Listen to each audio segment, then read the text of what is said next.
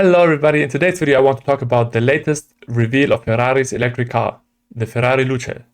I don't want this to be like another reaction video where everybody is just bashing the design, but I actually want to take a close look at what the original intention was.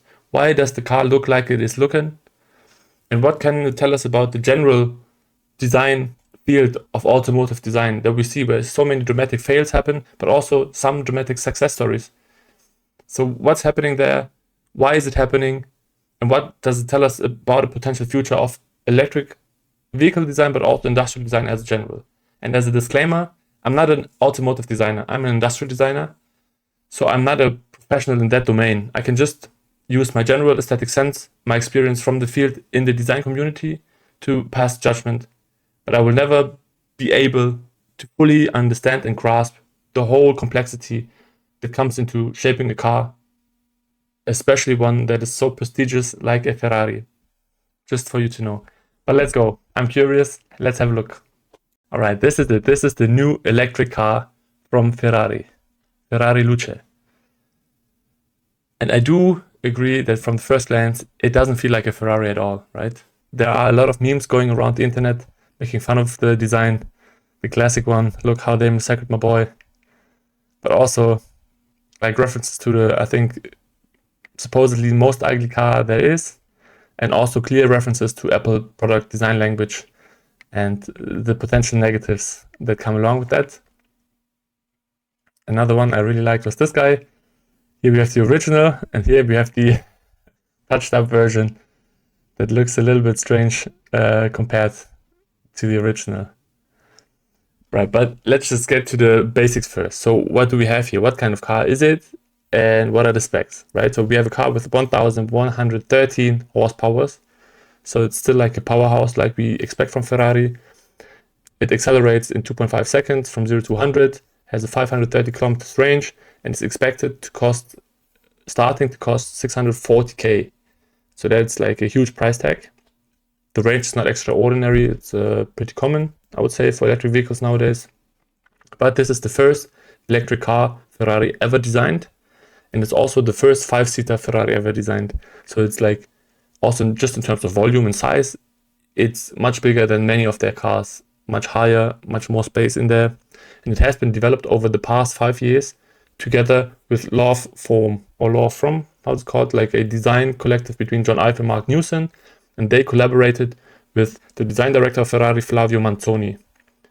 So that collaboration was going on for the past 5 years. So that's also how long this design was basically developed, right? Just for us to have a context of understanding. And the concept of this car is basically that it's built as teardrop glasshouse, they call it, which is the black part, and an aluminum shell. And it was mainly innovation driven, the design decisions.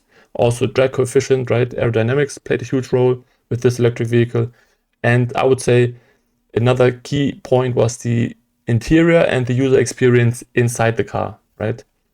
But also after the reveal, the stock prices dropped between 6 and 8% on the day of the reveal, right? So the negative impact of this reveal was felt also economically. So this is just the basic setup, right? Here are some pictures I've taken from one of the videos from Cleo Abram where she interviews John Ive about the design intentions and everything. The recommendation, check it out. But this basically is supposed to represent the glass house, right?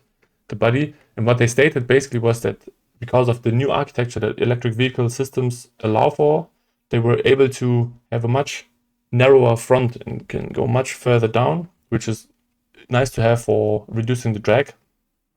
And on top of that, they have this aluminum casing or skeleton shell protection, whatever you want to call it, that gives it its shape and housing, but also is still designed for good aerodynamic performance. So what's wrong with the Ferrari Luce? The first thing that's wrong is that it doesn't scream Ferrari. I look at it and I don't feel like this is actually a Ferrari. So that's my first problem. It doesn't have the aura of a sports car at all. It's very generic, no character, no personality, but I think the worst part is that there are barely any dynamic lines. There's no dynamic, no sharp corners. Everything is really soft and rounded. And they also stated that in their video where the squircle, right, the rounded rectangle is prominent all across the car, on the interior, but also on the exterior. We see it on the black parts here, the air vents in the front, we see it, but also the general car, there are some images, and it really is like a squircle. I think that is what is most frustrating when you see this, and as a Ferrari fan, it's the opposite from what you expect. That is probably because of the aerodynamic functionality, right? That you have these smooth and more organic shapes, very soft. But here are some of the quotes, John Ive and Mr. Manzoni. So that was from Manzoni, that he stated that we are living in an era where the nostalgic approach is really high. Everybody's looking at the past, not into the future. So they really try to differentiate themselves in that regard.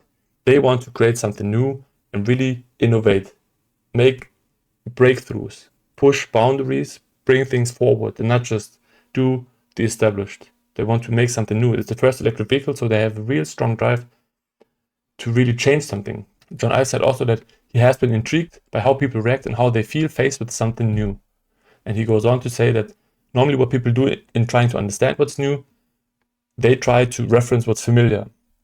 And again, that's not something that they wanted to go for. They wanted to take the risk, and they took it willingly to create something that is very different. But they knew exactly what they were doing. So they are absolutely aware that this is a controversial choice that they made, that they create this Ferrari as it is. They 100% know that this is not what their fans expect, right? But they are hoping that over time people will get used to it, get familiar with it, and that the innovations that they are confident about will actually make up for the gap that was established between what Ferrari was used to known for so far and the electric vehicle they created. It's not just a 5-seater because they wanted to make a 5-seater, but it's based on the architecture, like the new possibilities and opportunities that was given to them because of the new architecture that electric vehicle systems have, right? With the battery pack at the bottom, no engine at the front. So now suddenly you have so much space that you can design, so much room that you can work with, that it potentially makes sense to create a 5-seater for once and not just go with the known things, right? And I think one thing that became pretty clear to me when I was researching for this video was that John Ive is really a master of the UX. The way he was talking about the interior and the way things are supposed to function, the feelings they are supposed to invoke, the reactions, the interactions. So I think also from what I've seen that the interior is really praised. There's a lot of positive talk and feedback on the expectations towards the interior, experience reviews with the interior. So I think there's a lot that can be gained from what happened inside the car if we are able to open up to what happened to the outside, right? But overall, I think that is basically what's going on with this car. It's not more than that. So we have some missing link to Ferrari's dynamic, aggressive sports attitude, but this is a design fail in my eyes because it's a Ferrari, but not because it's bad. They had clear intentions, but along the way, they removed too much from what made Ferrari a Ferrari car.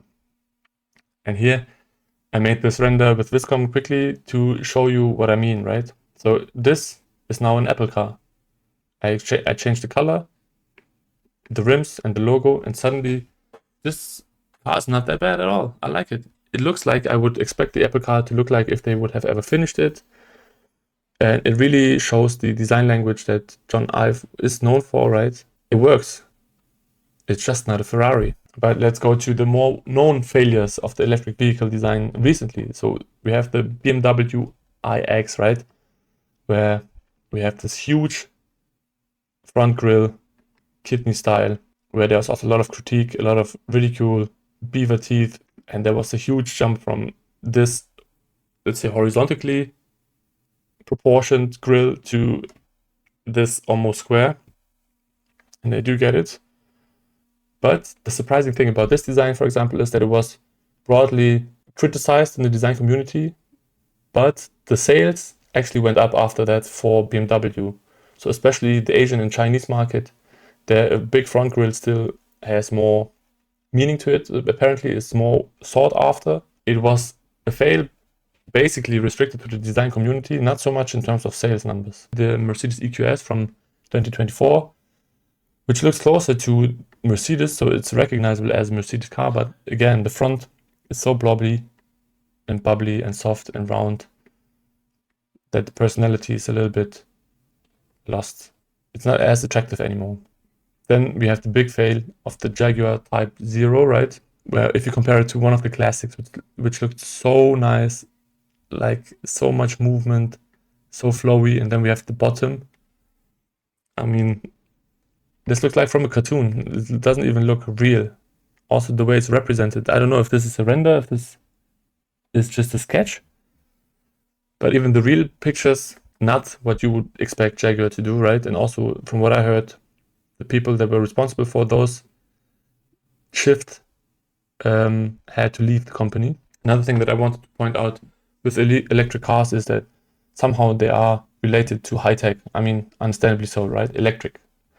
So you get like these crazy techy interiors with LEDs everywhere. Everything is like shining bright. You have huge displays all over the place. Everything is touch. Everything is sleek and smooth, glossy black. A few buttons left, right? But it's just so tech heavy. So now I want to discuss a little bit what I feel like is going wrong with car design in general, not just for the Ferrari, but for electric vehicles as a whole. It feels like the electric vehicles come as a blank canvas. Now, car manufacturers, they have basically a new starting point where they can create something different from what they had to all the other years. Because for the regular combustion engine cars, right, there's a legacy that you have to follow. You cannot deviate too much. So for years and years, car designers had to stay within the line.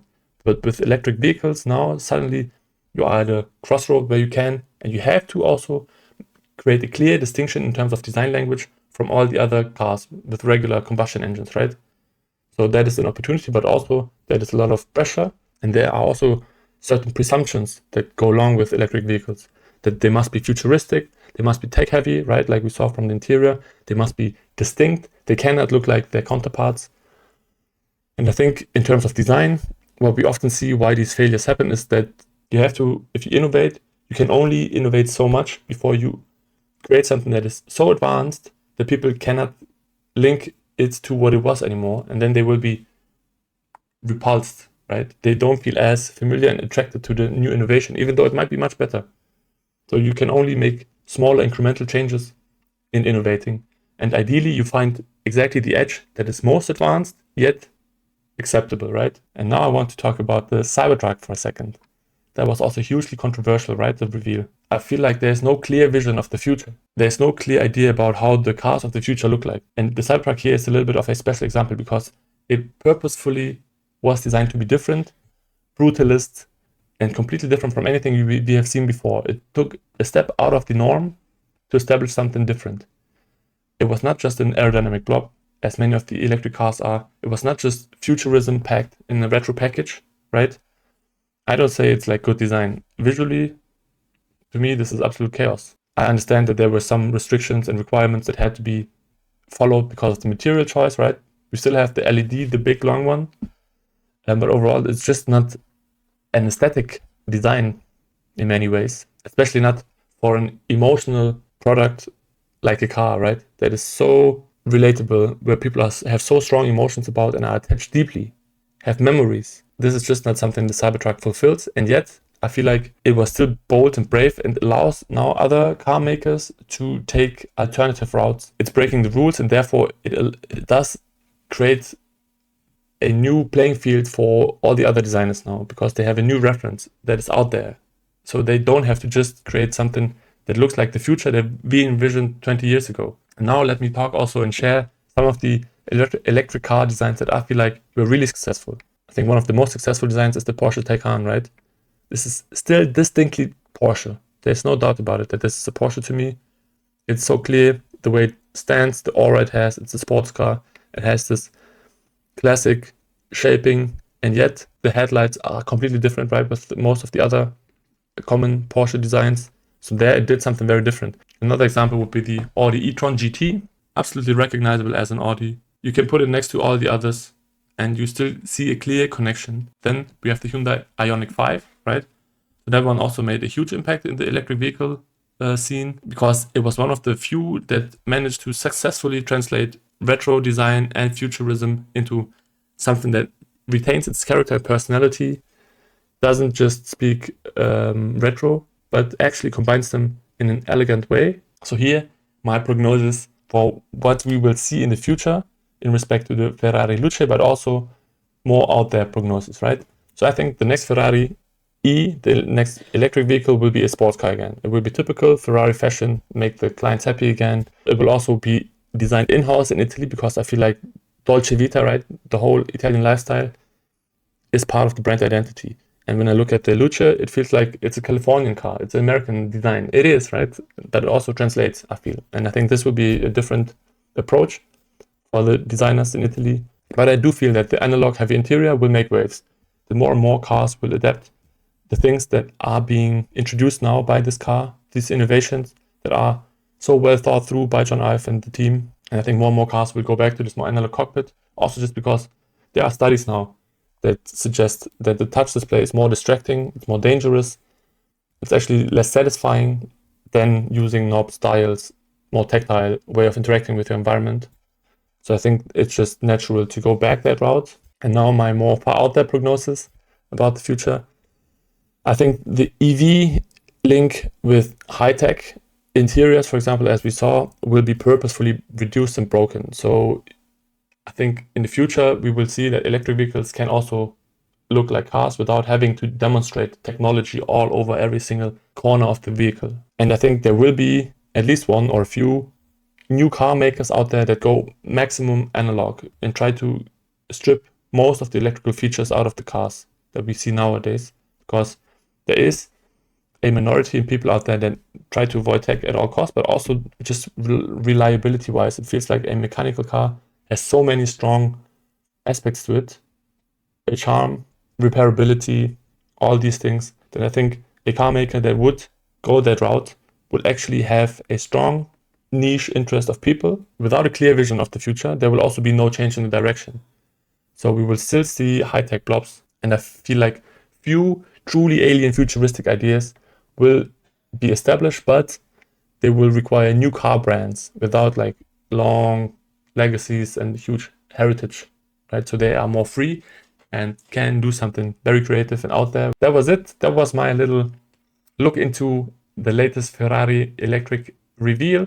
I hope you enjoyed it. I hope I was able to give you a little bit more insight into what happened behind the scenes, why the car looks like it looks, and why overall electric vehicles are taking the form and shape that they have, and what we might expect to see in the future. If you liked it, follow, like, and subscribe. If you didn't like it, then too bad. See you next time. Thank you.